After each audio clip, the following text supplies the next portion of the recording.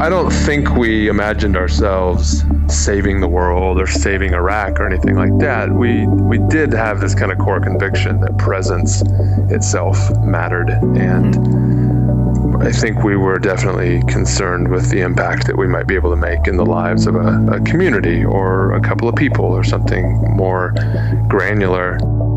Welcome to the At Sea podcast. I'm your host, Justin McRoberts. On August 2nd, 1990, Operation Desert Shield began.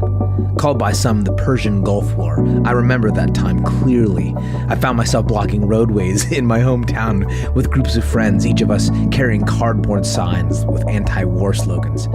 My response to that war was as emotional as it was uninformed. All I knew was the people my age were dying violently, and I reacted. I didn't know the politics or the sociology. I just knew I didn't like the idea of war. Well, fast forward over a decade to the mid-2000s and meet Jeremy Courtney, who in the shadow of the Iraq War, which began in March of 2003, moved his family to Iraq, not because they had a plan or mountains of cash to throw at a problem, and not because they were giving in to an uninformed emotion. They moved to Iraq because there were people there. The binary vitriol they heard concerning the Iraq War didn't touch the people it would most directly and dramatically affect, and that family wanted to touch those people. That was the beginning of what is now called the Preemptive Love Coalition. This podcast puts you in touch with great culture makers because I believe what they do helps to deepen and enrich our lives. Jeremy's work enriches many lives, including mine. I caught up with him between preemptive love operations in Iraq. Check it out. Hello. Hey, man. Hey, how are you? I'm well. How are you? Doing very well. Where are you right now? I'm at home. I'm at home Fran? in my little upstairs office. I'm actually east of San Francisco. I live in the East Bay. I just tell people San Francisco because if I say like Concord or Oakland and I'm somewhere off the West Coast, people think I live in LA. The mental geography is like you live in San Francisco or Los Angeles, as if California is the size of Connecticut. You have three options. Yeah. At one point, you were in the States quite a bit. How often are you in Iraq now? This is home. I travel to the States per my speaking schedule, which, is kind of seasonal. So when you say this is home, does it feel like home? Like, does living in Iraq feel like home? Like emotionally, do you feel like this is where I belong? Is it like what's it mean to you when you say this is home? It's a little bit of both. It's, in many ways, I feel like we don't have a home at all. In any kind of like deep sense, I no longer belong to America. I no longer belong in the same way that I once did to my church, my tribe. I'm very much in between in a lot of ways because obviously we don't belong deeply to the Iraqi culture or history or landscape, but in a more temporal, normal day-to-day kind of way, this is very much home here in Iraq. We have a house, it's comfortable, it's our place, it's what our kids have always known. This is our 10th year in Iraq, and our kids really consider this place to be their home. And when we talk about going back to the U.S. to see family, cousins, all that, they're really excited about the relationships, but they would be much more happy if people would just come to our place here in Iraq and see us.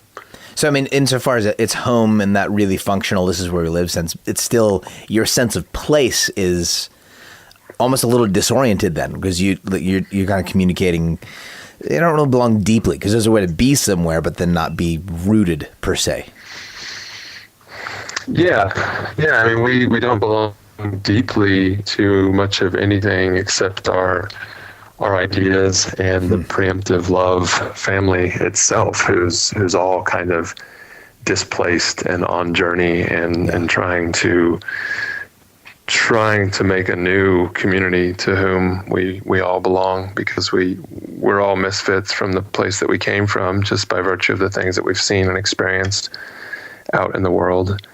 But we're also misfits to the place where we happen to be right now because of the things that we've experienced in our worldview and what we're out to accomplish in the world.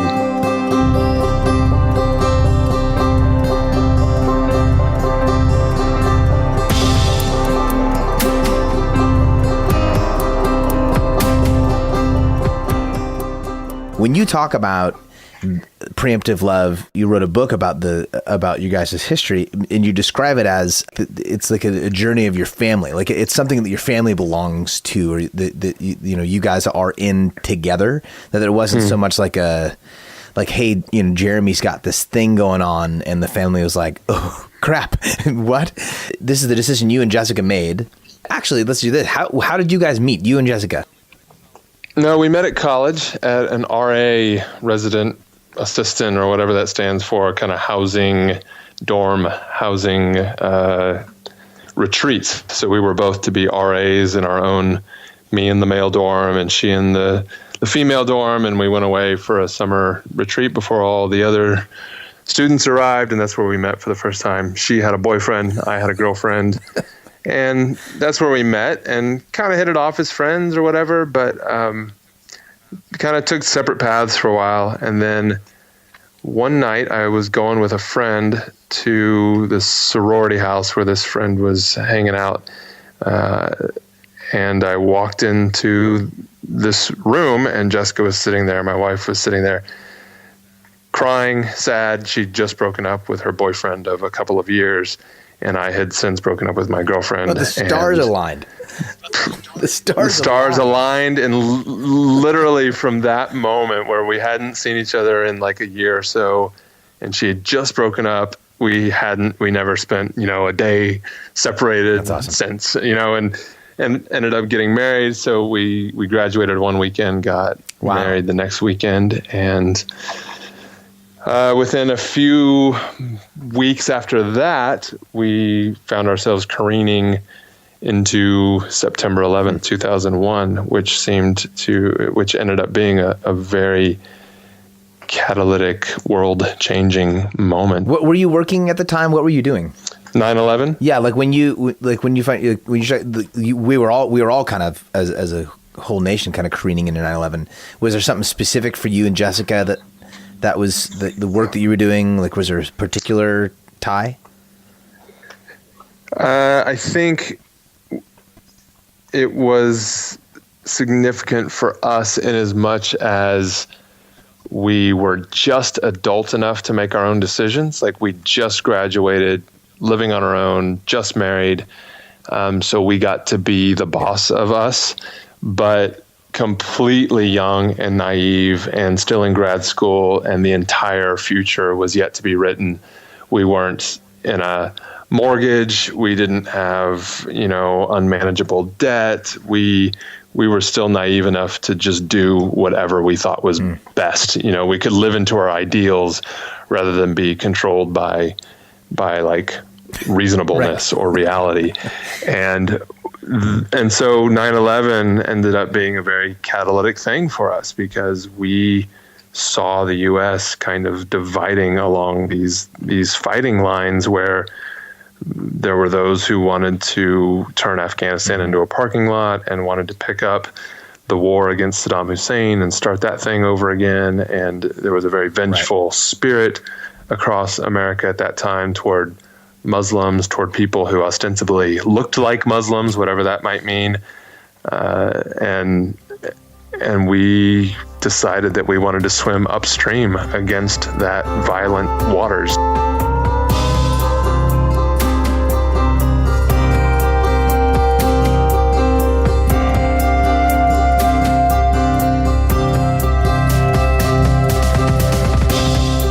Can you give a little bit of a background as to how you got to where you are now?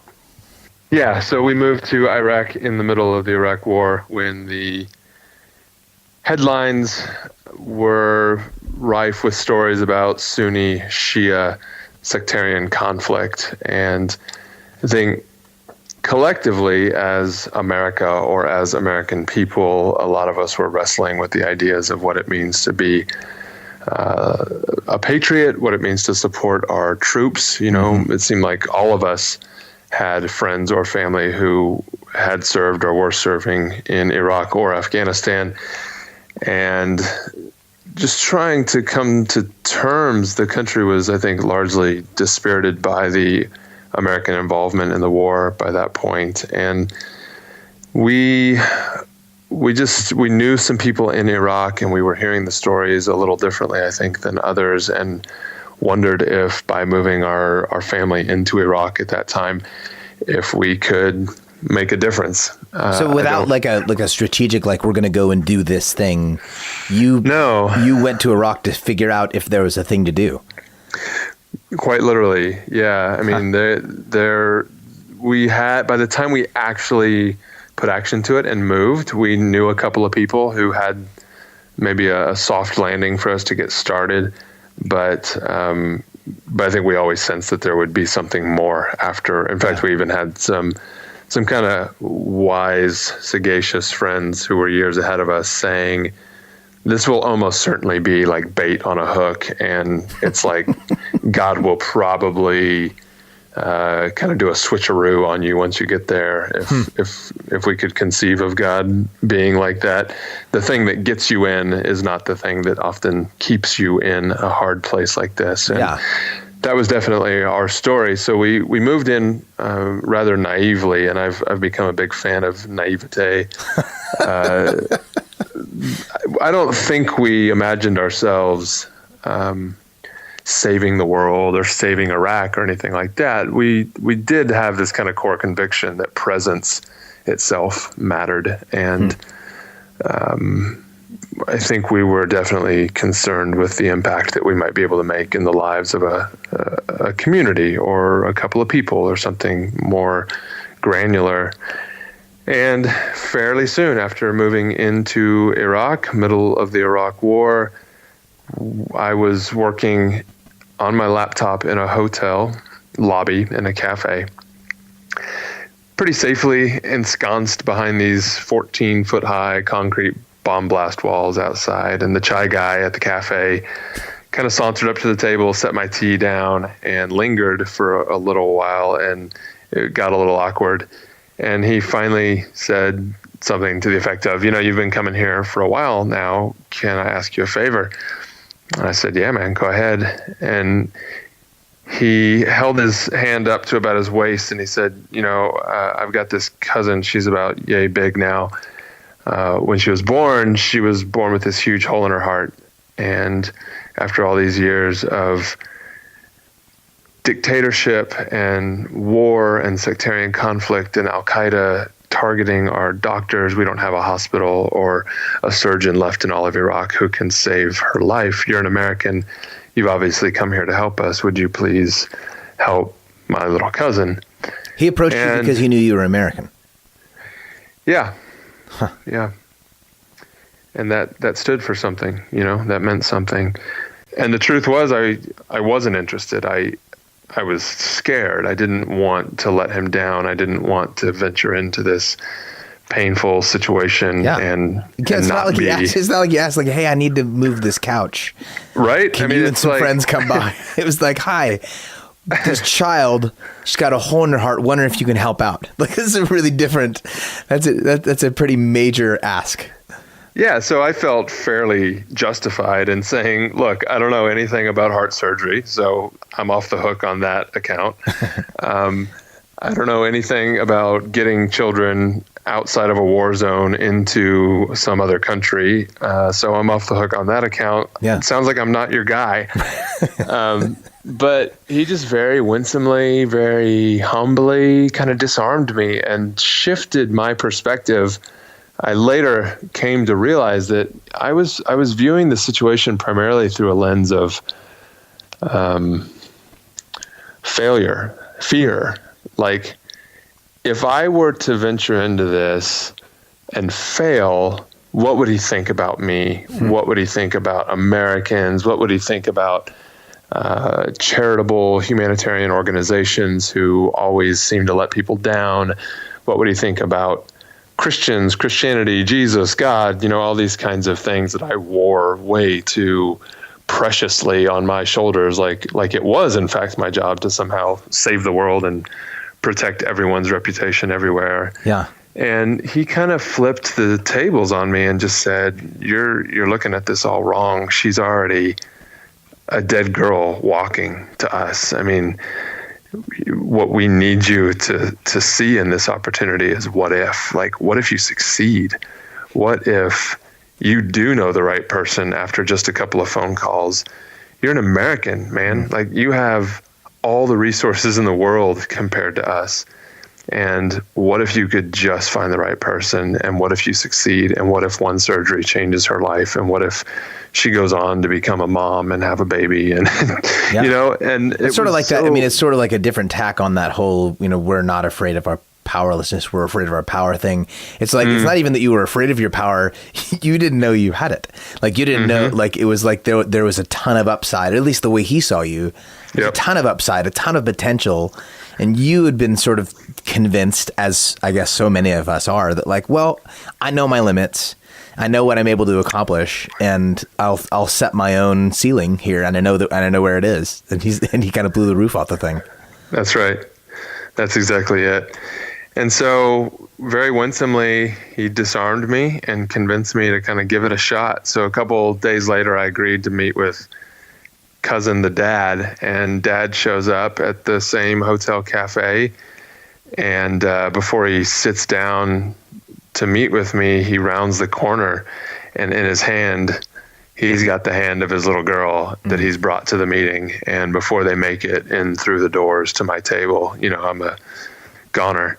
And we sit at the table, and he shows me this medical report, and it doesn't make any sense to me. But by the time we're all done, I agree to take the report and make a few phone calls. But I swore to the dad, I'm not going to succeed. Like, I don't know anybody. I don't have any idea how to do this for you. I'm going to do it just in this very kind of perfunctory, I want to be known as a helpful person. So sure, I'll begrudgingly help you, but I'm not going to succeed for you. And I don't want you to hang your hopes on me, because I really don't want to let you down. And later that day or the next day, I made a phone call, and like my first phone call, maybe my second phone call, the girl on the other end of the line just kind of nonchalantly says, "Oh, yeah, I know all about that. Just bring the file over and we'll see what we can do to help the girl." Who's the person who knows everything? Who's that? Just this other foreign American girl who was living in the city that I barely knew. Wow. That someone had suggested I get in touch with. And it ushered this thing that was supposed to be impossible then suddenly became very possible. And it ushered us into this community of hundreds and then tens of thousands of kids across Iraq who were suffering from these life-threatening birth defects as a result often of violence, whether it was an extremely acute kind of thing where Saddam Hussein used chemical weapons against his people, and these sulfur mustard gas agents had created mutagenic DNA damage in the lives of the population, and so their children were being born with birth defects. Or in a more chronic kind of subtle sense, that violence was keeping communities separated from one another, and so it continued to perpetuate the age-old tribalistic kind of act of intra-family marriage, which is known to produce higher rates of birth defects in and among first cousins, possibly second cousins as well. So from all that and just chronic stress in a war zone and other fallout from munitions, there was a huge rise in birth defects across the country. And we became one of the chief, if not the primary service provider saving the lives of these kids, primarily those who were born with life-threatening heart defects.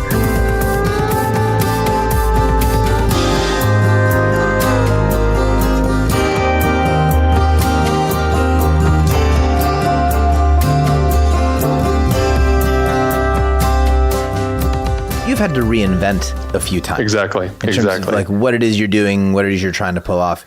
And some of that has to do with the ground beneath your feet. Living in Iraq changes. I mean, it moves all the time. Politically, socially, militarily. I mean, things haven't been stable since you got there. I mean, 10 years. Like every few years is a considerable turnover in terms of the threat you're facing. And you're always on the move, trying to figure it out. Yeah, I mean, the first minutes and hours after the final U.S. soldier stepped out of Iraq were insane. the level of reprisals and political brinkmanship that happened as the last American walked off Iraqi soil was really peaked and extreme. And then, things kind of settled into a type of stasis for a while. There was a lot going on behind the scenes and sometimes overtly, but it was manageable until roughly the time of the mayor of Fallujah was assassinated. I want to say maybe September 2013, something around there. We were en route to Fallujah with a medical team, and the mayor was assassinated by what was then called the Islamic State of Iraq. And the government told us, you can't come in. We're going to have to cancel the medical mission. There's been this attack, and now we're 2 years on, I guess approaching 3 years on, and Fallujah has not been in government control since that day. You have operations in Fallujah and Ramadi, and you guys were also working in Aleppo, correct? We did have, we had some, fairly regular medical work that we were doing in Fallujah and trying to get some stuff going into Crete. We did some work into Crete. And then after, I guess, summer 2014, ISIS had overrun about a third of Iraq by that point and was just marauding its way across the country, killing thousands and thousands of people in mass slaughters. And at that moment, we were still technically a heart surgery organization, which was becoming increasingly irrelevant. And no one was talking about heart surgeries. People were just talking about how to stay alive. No one was talking about complex medicine for their children. It was just run for your life. And so we were faced with this not at all difficult decision of, are we going to sit by during one of the most extreme humanitarian crises of our lifetime and claim that we were a heart surgery organization, and it wasn't our mandate to go out to the front lines and help the millions and millions of people that were being driven from their home? Or are we going to expand our mandate and be the people that we claim to be, the people who jump forward to love others before anyone does anything to love us? Are we going to go where no one else will go to love the people that no one else will love? And so we just kind of, like you said, reinvented ourselves in that moment, asked our loyal supporters who have been with us from the beginning if we admitted we have no idea what we're doing in terms of being an emergency aid organization, but we're here and there are not very many other people left. Which is that's kind of the way it started. You were like, we're going to be present, right, and then see how this plays out. We don't have a plan. We don't know how to get into what's wrong, but we want to. So you're kind of back at the beginning, like after years of being about heart surgery, now you've got to reinvent again. And that's really what it felt like in many ways. I mean, it was scary. It was fresh. It was starting all over again. It was exhilarating. It was urgent. It was extremely high stakes.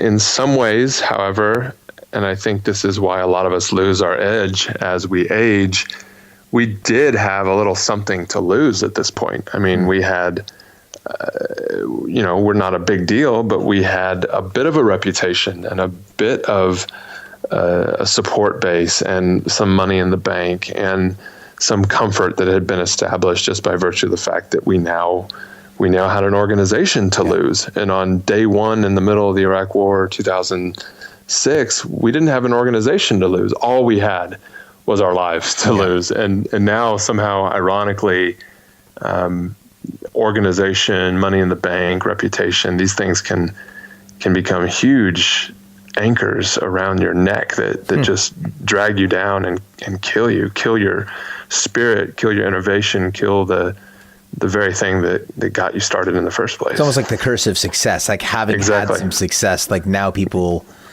now the folks around you, for better, for worse, probably for better, but for better, for worse, actually know you can accomplish something. They know that you have some power to make change, and that expectation can be crippling.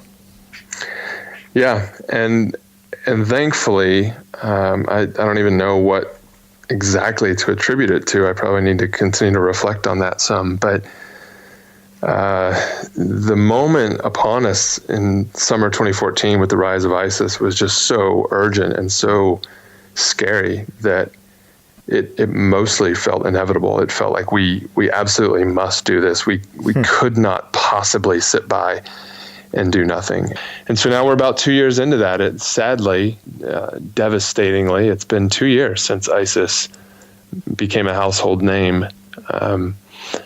And we have been doing everything that we know how to do, certainly learning a lot along the way about how to go to the front lines where people are literally languishing in the desert in 120-degree heat, and showing up with food and water, and then walking the long haul with some of those people who will allow us, and moving from that handout moment in the middle of the desert to more of a long-term, let us give you a hand up and really stand you up on your own 2 feet, and get people to a place where they're working again and earning money for their family, and we're not showing up giving food and clothes, but we're engaging in the harder, more dignifying work where they put their life back together. They work hard. Yeah, they generate the money that their family needs so they can feed their family, they can pay their rent, they can put their kids back in school.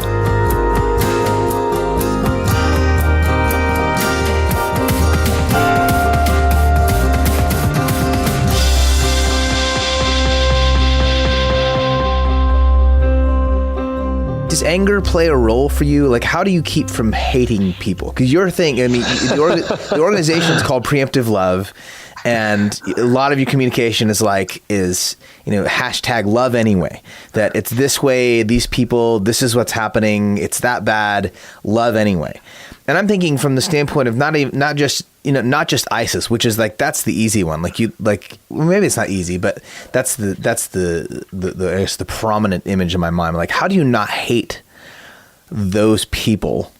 Does anger play a role? Do you hate? How do you combat that? And then in terms of the way America hears and responds to the news, I mean, what's been happening in Aleppo over the last few weeks, there's no news coverage. There's no one talking about it. So how does that, not even like, do you get mad, but like how, like, does anger play a role? Does it have a part in your life? Like, how does that work out for you? Yeah, anger definitely has a place in our life, and I'm not sure that it's an altogether unhealthy place. I think that it's not bad for you to be angry. Yeah, I don't think it's bad for us to be angry about mass slaughter, about the enslavement and systematic rape of our Yazidi women friends, about the kidnapping of young children, about beheading of men, about sectarian conflict and corruption and barrel bombing of civilian populations, and marking people's homes for expropriation or extermination, for airstrikes that wipe out entire communities, for communities that are liberated, and when the liberators come to town and drive ISIS away, the liberators themselves destroy the very town that they were supposed to be freeing. I don't think anger in the face of such suffering and violence and human evil is unwarranted or is a bad thing. I think I grew up in a more dualistic view of the world that basically said good versus evil, happy versus anger, joy versus sadness. And there was always this like language and posture that we do war within ourselves to drive out all the unpleasant things. And anger among them. Anger always on the side of the wrong. The wrong, certainly. And even though I would say that my tradition would have used a phrase like righteous anger, I don't know that I was ever actually disciplined in thinking about how anger could genuinely have a seat at the table. And I think what I'm learning now through this crisis in particular, so I'm only about 2 years into this lesson, is that I need anger in my life, and I need sadness, and I need suffering, and I need the unpleasant things, because those unpleasant things, they give context for the happiness and the joy and the pleasant things. There's somehow a very integrated symbiotic relationship between them. And so what is dung in this situation is also the very thing that nurtures and gives life to the good smelling flower. And I'm learning, I'm not there, but I'm learning to somehow be at peace with my anger and my sadness and my joy and my longings and all those things. They're part of the entire ecosystem of what brings about life and how life then moves toward death somehow. Yeah, I mean, I think it makes me think of the lyrics from the Rage Against the Machine song "Freedom," in which Dale Rocha says that, and it's one of my favorite quotes from any song. He says, "Anger is a gift." There's a point at which it seems like like, gosh, if you're not mad about it, I'm not sure you get it. Mm-hmm. Like, that should make you mad, and your anger, there's a way to sort of direct that. And I love the way you said it, like, finding you kind of need, you need this anger and sadness. Otherwise, like, I'm just not sure you're actually in it if you're not mad about it. Yeah, absolutely. And I guess maybe coming at it from a different angle than I did the first round is one thing that I've learned is there's something easier about preaching this whole ethic of preemptive love or love anyway when you're talking about some exotic other, Muslim terrorist, ISIS, some group of people on the other side of the world that most of us will never meet or know. And so they may be weird or exotic to you, Justin, but when I say love anyway, I sound profound and interesting and like a leader. But what's significantly harder for me is to adopt that same gracious posture and that leaning into relationship when it comes to my people back home that I thought were supposed to know better, that I feel somehow betrayed by because they're all voting for Donald Trump or whatever. Those people, and anytime you start using those people, you're headed down a dangerous path. But those people are much harder for me to actually practice what I preach. And I don't get any credit. You don't get any kudos for loving the people that you're supposed to already love.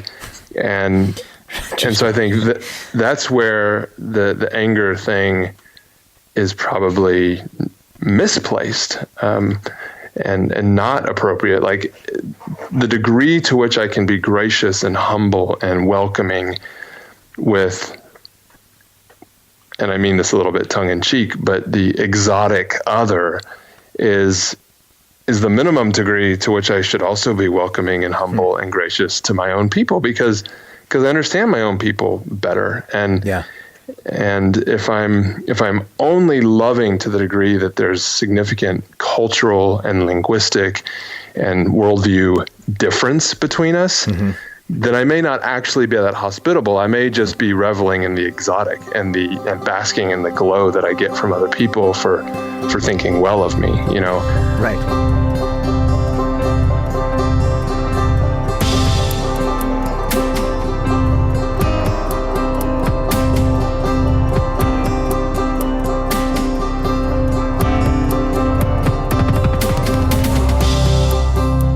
The work you do, in both cases, you're talking about this sort of sense of responsibility and identity, that like who you are, your limitations, your capabilities, and at one point saying like, "Hey, I don't want you like I'm gonna go try this thing, and I'm just letting you know this isn't gonna go well, but I'm gonna give it a shot anyway." Sort of, maybe even to some degree responsibly divorcing yourself from the promise of success. here, the work you do is it's important and it's delicate and it's vital and it's inspiring and all this kind of stuff. I wonder if it's difficult to keep from over-identifying yourself with it. You know, like I'll coach artists, and one of the things I'll try to, dig into really hard is like, don't ever let your work define you as a person. Like it is what you do, and it is an outpouring of your identity. This has got to be harder to some degree, and I'm making an assumption here, but like, is it difficult to keep from like over-identifying or over-personalizing it, or maybe you do? It's like, no, this is personal, and it is about who I am. Like, how does that work out? Yeah, I think so. And I think I may be headed for some kind of significant midlife crisis. You're kind of planning on it? Like, you've got the Ferrari picked out? Yeah, I mean, the board may fire me, and I may go into a tailspin and have no idea who I am or if my life matters. I think I do significantly identify with all that this is. And it doesn't feel wrong or unhealthy to me, but I'm certainly familiar with what you're saying and what you coach other people, in terms of not over-identifying. And that also rings true with me. I guess in some sense, I feel like perhaps I'm more than this. I'm not reducible to just this chair that I sit in, or this role that I fill, or this place that I happen to live, or even this particular set of ideas that I have or I'm living into right now. But on the other hand, this is not just a job for me. This is coming out of the absolute core of who I am, and the core of who we are as a family, and the core of who we are and are trying to be as a community. And so in that way, I'm certainly not less than this. And I significantly find my joy and my sense of meaning and trajectory in this life bound up in the sorrows and joy and trajectory of the people of Iraq and Syria and Iran, and the things that they've suffered and the things that they're aspiring toward, and the violence that has beset them, and all the possibilities that they have at their fingertips. In a somewhat unique note to this episode of the podcast, it was our intention to move this conversation to ways that you and I can support the work the Preemptive Love Coalition does.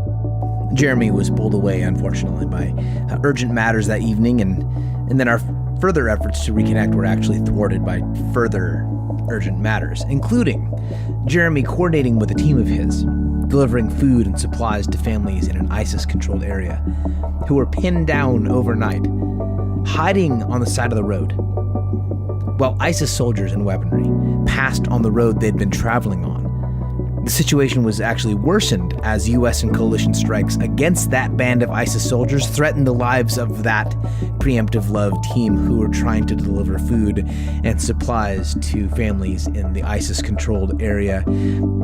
The work that Jeremy does, along with his family and the Preemptive Love Coalition, it challenges and inspires. Specifically, it smashes the binary mode in which I would otherwise prefer to live. A world of bad guys and good guys, and the clear lines between them. Which is not to say that there isn't good in the world or evil. That's something I share deeply with Jeremy, that there is evil in the world, and that what is good in the world is worth fighting for. But the way Jeremy enters that battle moves me, because he takes into account the very complicated spaces between those extremes, spaces filled with human lives and stories. Between ISIS and the United States, there are human lives, many of those lives, children's lives, which are yet undeveloped and trapped by stories they didn't choose and didn't construct. See, Jeremy and the Preemptive Love Coalition know and believe that the best, and maybe the only way, to honestly and fully help the lives trapped between those extremes is not to cast judgment, or to even insert our own narratives, but to set those lives up to build a future with their own hands. If you would like to help them do that, you can visit preemptivelove.org. Music for this episode was composed and performed by Max Butler, who is a wonderful and gifted artist from Oakland, California. You can find us by visiting @cevents.com, and I can personally be found at justinmcroberts.com. If you like what we're doing with the podcast, and we hope you do, please leave a positive review at iTunes. Until next time.